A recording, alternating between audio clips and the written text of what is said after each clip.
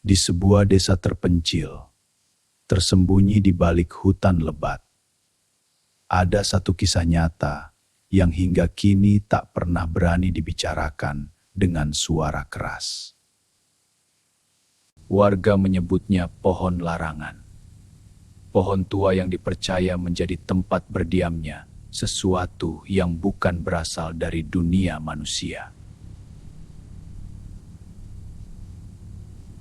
Mereka percaya siapapun yang melanggar pantangan akan didatangi oleh makhluk bernama Sanda.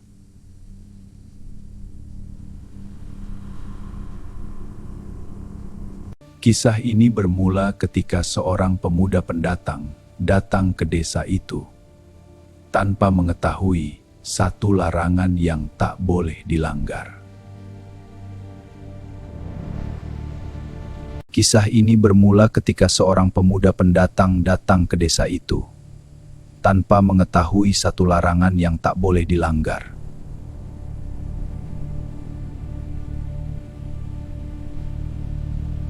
Seorang kakek desa sempat memperingatkannya agar tidak mendekati pohon besar di tepi hutan.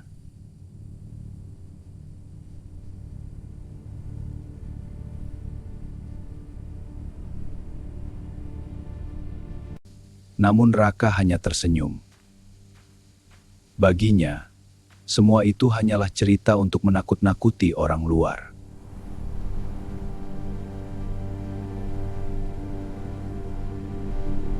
Beberapa hari kemudian, Raka pulang melewati hutan menjelang maghrib saat langkahnya mulai melemah.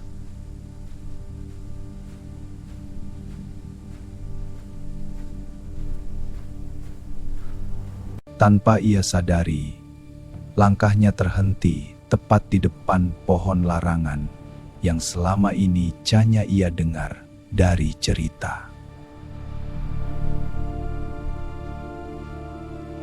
Karena kelelahan, Raka bersandar sejenak di batang pohon itu, tanpa tahu kesalahan besar yang baru saja ia lakukan.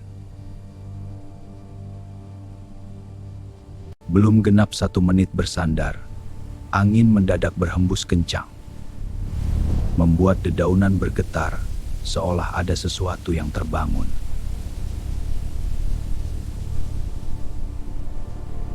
Raka mulai merasa tidak nyaman. Udara di sekitarnya terasa dingin menusuk dan membuat napasnya perlahan menjadi berat.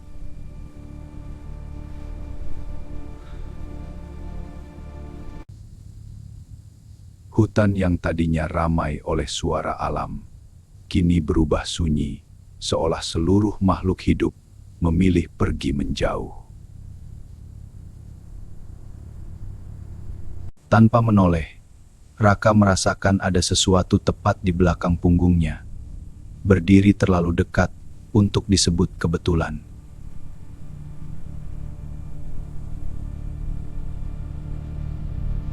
Dari batang pohon itu, perlahan muncul bayangan hitam, menyerupai sosok perempuan yang seolah menyatu dengan kayu tua.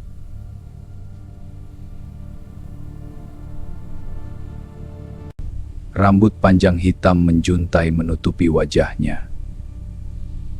Tubuhnya tegak, namun kakinya tidak menyentuh tanah sama sekali.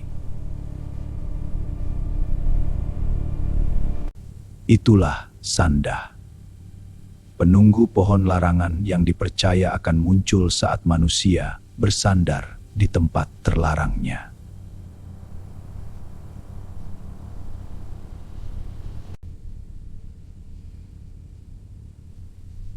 Dengan suara lirih yang serak, Sanda berbisik pelan di telinga Raka, membuat seluruh tubuhnya membeku seketika. Tak ada gerakan bibir, namun suara itu terdengar jelas, seakan langsung masuk ke dalam kepalanya.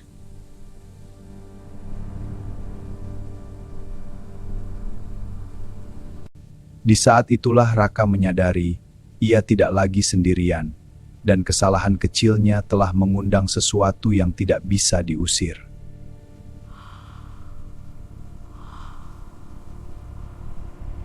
Raka berusaha menjauh, namun tubuhnya terasa berat, seolah ada kekuatan tak terlihat yang menahan setiap gerakan kecilnya.